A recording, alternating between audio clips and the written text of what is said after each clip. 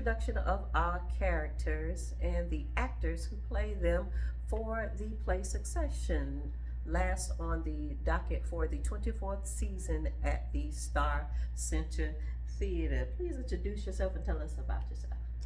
Well, I'm Chameleon. What would you like to know? Where you from, your acting experience, if you'd like to share. I'm from here. I'm a local. I grew up in Alachua. Of course, I went to school here, worked here, started acting, I think, about 25 years ago. Basically, I've been away for 18 years, and this is my first time back after a while. It's kind of funny. I had always said I wanted to act, so when there was an opportunity, I got a call. So I basically got called out. It was at the UF Law School. I had never done the show before. They thought I was like this big time actor. Some kind of way I pulled it off, and it was doing that I landed the part, K in the Amistad case. Oh, wow. Then after the Amistad case, I played the character Rashad, the bodyguard, in a fictitious scene between Martin and Malcolm, and I was Malcolm's bodyguard. And I think after that, I did an August Wilson show, 7 guitars. I played Red Carter. Okay, wonderful. It sounds like you have quite a bit of experience on the stage. Who is your character in this show, and how would you describe him? The character in my show, his name is Marcus. He's an actor who usually get the leading parts, and that's his mentality, the way he thinks as well, that he should get all of the leading parts because he always has. Okay. Would you say that you have any similarities to Marcus? A lot. Okay. Enlighten us. I always got the leading parts, and I rarely auditioned. So yeah, I didn't always. I auditioned once and I didn't get it. Then they called me back later though. And you got it. Well, I didn't get it. The only reason because the other guy backed out for whatever the reason. But So, you still ended up with it. you know, because then I got Mr. Right Now, and I like that one better. Okay. You sound like you were vindicated. Mr. Right Now was a fun show. What are some of the challenges that you have faced bringing Marcus to life? Honestly, not like I said. Even though I'm seeing similarities between us, what's the word I want to use? Our temperament is a little different. I'm a little more laid back, and Marcus isn't. I need to not fall. I need to remember just to pick it up a little bit. When you're playing a character that's similar to yourself, you got to remember he's still not you. So I have to get out of that. Oh, wonderful. Well, I can't wait to see the finished product on stage. Thank you, sir. Hello, everyone. We are here with the beautiful and talented Amanda Edwards. She is definitely no stranger to the theater and no stranger to the Star Center Theater. But would you please tell us a little bit about yourself? Thank you, Ms. Tyler. Amanda Edwards, born and raised here in Gainesville, Florida. I've had the very blessed fortune of being on quite a few stages around the city of Gainesville doing community theater. Very excited to be in this production of Succession, but very simple girl. I love the theater. I love my Lord. I love the Gators. So you will find me in activities that are edifying, amplifying, and doing all three. So just very excited to be in another production. It's been a minute since I've been back on stage. Indeed. I do want to say I was glad to see your name on the cast list. We have worked together several times, and Yes, I do always enjoy working with you. You are the consummate professional in community theater. Brings my heart joy when I see you.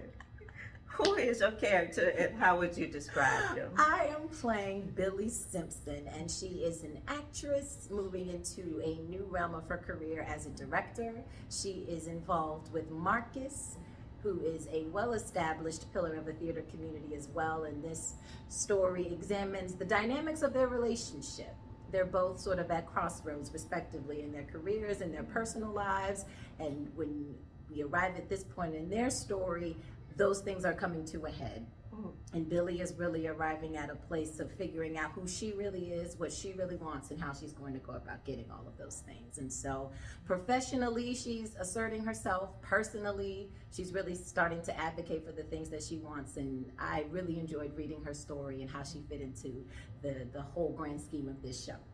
Would you say you have any similarities to this character? Oh, sure. I think I would. As I continue to sort of work through the development of Billy in our rehearsal process, I would say I admire and I relate to her really wanting to know or going after what she really wants. She wants to be a director. She wants to have a real important career in theater, and this is her moment. And I have felt like as I'm maturing in my career and work that I do, that there's opportunity that's coming for me to sort of take lead on things. And so there's obviously the apprehension and the nerves that comes with that. And I definitely relate to that in Billy's space. And the self-doubt, the doubt for maybe some of the folks that she thought might have her back, specifically her man. Right. She has a challenge with that, but ultimately I think she lands on the spot of where she finally decides, no, this is what I want, this is what it is, and I'm not settling for anything less. So not quite there just yet, but I'm on the way to that same sort of destination. What were some of the challenges that you faced bringing this character to life? Oh, there's so many challenges when you're bringing a character to life. I wanted her to, it's very, I think, easy when you read it to have Billy sort of be this ancillary character, someone that's just kind of used to move Marcus's main journey along. So I wanted her to have her own identity, and that her particular narrative within the story is just as important and really one of the linchpins that gets Marcus to kind of arrive to his realization, Steve to arrive at his realization as well. So just bringing her to life in a real way that she's an integral part of the story. A lot of the things don't necessarily happen unless Billy is in it. And so that's what I'm trying to work through, making sure that those deliveries on the line is right, her presence is right in scenes and whatnot, so the audience takes away Billy is very much a big part of this. And at the end, I think they wind up rooting for her too. Indeed. I know I did. Off the cuff question. Oh, goodness. With your experience on and off the stage, because you've done a lot backstage as well, how would you compare some of the scenes in the show to real life happenings in theater? If it can be, because some stuff can be fantastic and overplayed. Sure. But what do you see, if you see anything? Oh, I see that there's actors, whether professional, community, we're a special breed, I would say. And so In a good and a bad way. In a good and a bad way, I think people who care about whatever they're devoting their time to are very specific about some of those things. They can have vision that doesn't necessarily make sense all the time, but does in the course of the theater that they're doing. So the great thing about Succession is it is a show about theater. And so theater is a dynamic environment, from the people that are involved to the things that can happen. So I have heard in my experiences in theaters language very similar to what these characters are talking about. Are you old enough to play certain parts? Can women do this and that in the theater? Can black actors or black creatives, what are they doing in theater and how relevant is it? And all of these different types of things. So I think it's a show that is very relevant and very real in terms of the things that are happening in it, and especially the things that are said. Well, thank you, ma'am. As always, thank you. Can't wait to see you on stage. Come see the show, please.